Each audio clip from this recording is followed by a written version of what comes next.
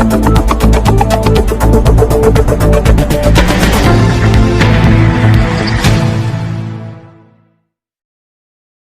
भाई, अभी हाल ही में आपने देखा होगा कि गुंटेवारी लागू कर दी गई है, तो इसका थोड़ा खुलासा करिए। जनता कंफ्यूज है, गुंटेवारी आखिर है क्या चीज़? दरअसल ये गुंटेवारी जो है, गुंटेवारी एक्ट जो है 2001 में पहली बार आई है इधर अपने पास। 2001 के पहले जो भी इलीगल प्लॉटिंग जिस किसी ने बेचे थे, जहाँ बगैर लेआउट करके, नो डेवलपमेंट जोन में, रिजर्वेशंस में, इधर उधर जो शहर के आजू बाजू में 100-200 एरिया में ऐसी बहुत प्लॉटिंग 2001 के पहले बिकी थी।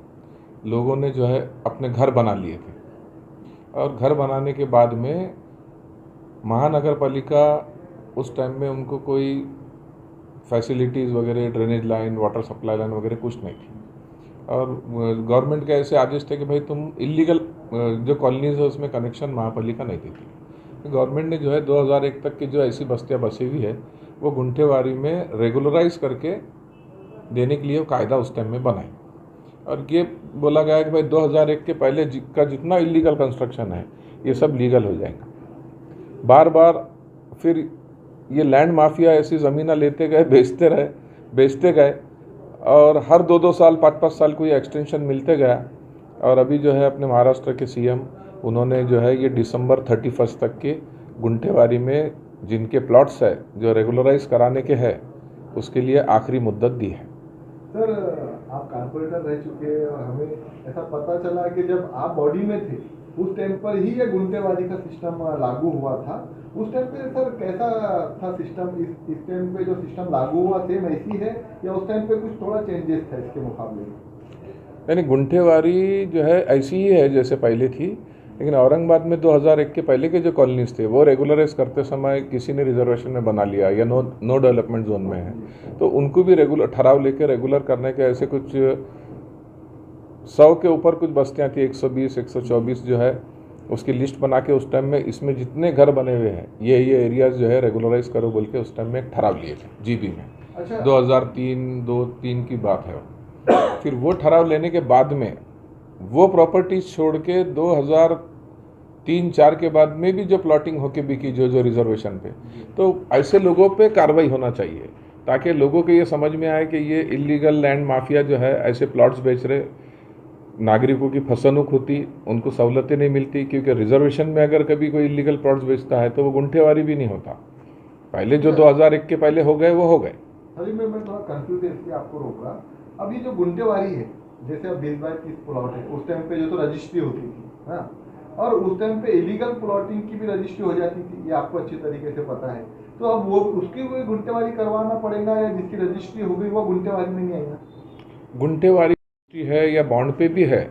जो डेट अभी दी गई वो डेट के पहले का अगर बॉन्ड है, किसी ने बॉन्ड पे खरीदी करा या रजिस्ट्री पे खरीदी करा, रजिस्ट्री पे खरीदा मतलब वो लेआउट है ऐसा ज़रूरी नहीं है।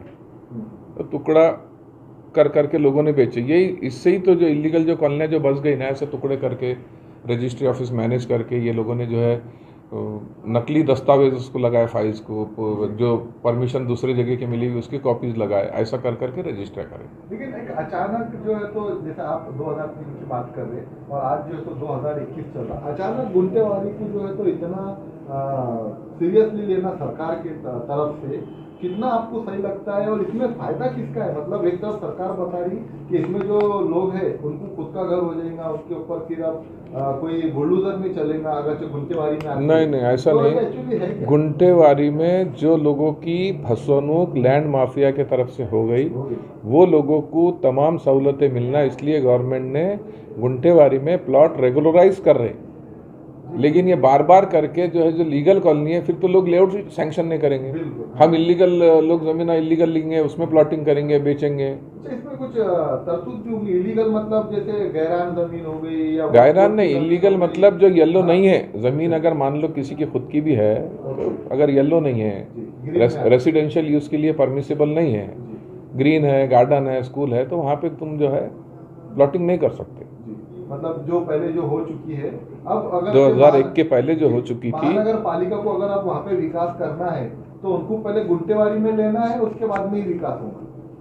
नहीं, गुंटेवारी से जो है शहर का जो है चेहरा खराब होते जा रहा है।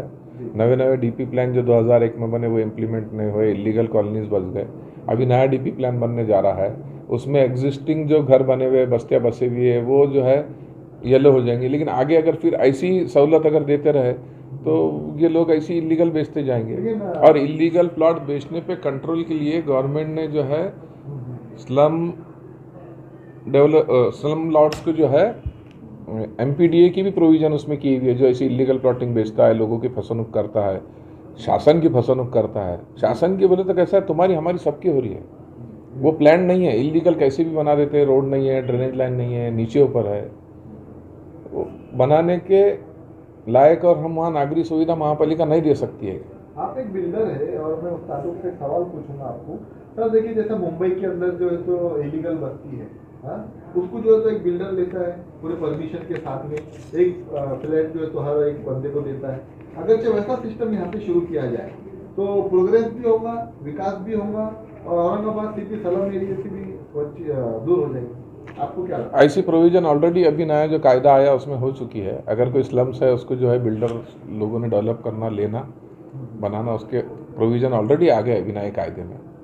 लेकिन कैसे, अपना शहर छोटा है, लैंड वैल्यू इतनी ज़्यादा नहीं है बॉम्बे के, उतनी के लोग जो है ज़मीन लेकर रिकन्स्ट्रक्शन में जाएंगे। और ये इलीगल प्लॉटिंग की वजह से जो लीगल प्लॉटिंग करते या लीगल बिल्डरशिप करते वो लोगों को दिक्कतें आती है, क्योंकि लीगल सब करते तो सभी चीज़ें, सभी गवर्नमेंट की फीसेज वगैरह सब करने के लिए सब खर्चे वगैरह, आर्किटेक्ट सब ज़्यादा रहता, डेवलपमेंट चार्जेस बनना। आपके नज़र में औरंगाबाद में, आप एरिया का नाम ना ले, उससे कोई मतलब नहीं है, लेकिन आपके नज़र में कितना औरंगाबाद, कितने परसेंट औरंगाबाद इलीगल? इलीगल अगर आप बताना चाहे, मतलब जिसको गुंटेवारी कर देना चाहिए, वो की फसलों हो गई थी उनके तो गवर्नमेंट ने उनके सपोर्ट के लिए ये गुंठेवारी कायदा निकाली थी।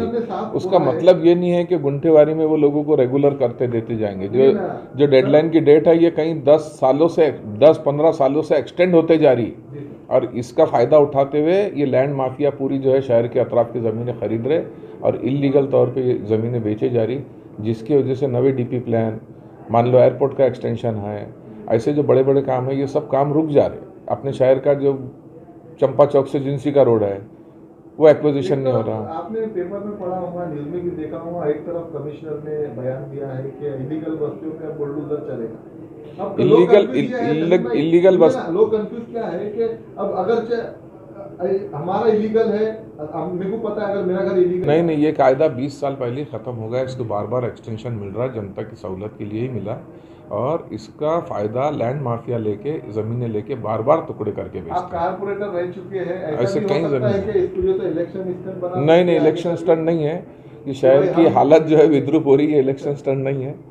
पता नहीं अभी इलेक्शन स्टंट है क्या वो नहीं मालूम, लेकिन ये शहर गुंठेवारी बस, हमारा बोलना ये है गुंठेवारी बस्तियाँ जिन्होंने बसाई है और जो बार बार बसा के जो है आम जनता को तकलीफ दे रहे हैं, उन लोगों के ऊपर कार्रवाई होनी चाहिए। मैं इस मत का। ओके, अच्छा, एक आखिरी सवाल मेरा ये है, आप आम जनता को क्या राय देंगे और जो फसलों कर रहा उनके बारे में क्या कहेंगे? आम जनता से ये अपील है कि आप जब भी कोई घर खरीदेंगे, प्लॉट खरीदेंगे, आप जो है सब लीगल, यानी लेआउट सैंक्शन है या घर खरीद रहे सब परमिशन के साथ है तो ही जाए। आपको लोन की सहूलत भी इसी में मिलती है, सारी चीज़ें इसी में अच्छा होता है। इलीगल लेने से आप घर में का रिजर्वेशन में का घर ले ले रहे या रोड में का ले ले रहे, बाद में रोड बनता, या इलीगल कॉलोनी गार्डन का रिजर्वेशन है जो कंपलसरी रिजर्वेशन है, हट नहीं सकता। इसी जगह पे जो इलीगल बस्ते लोगों ने जानबूझ के बनाई या जो लोगों ने बसा के वो लोगों को फंसाए, उनके ऊपर कार्रवाई होनी चाहिए। ऐसे कुछ लोग एमपीडीए में डालना चाहिए ताकि ये इलीगल कारोबार और लोगों की फसलों बंद हो।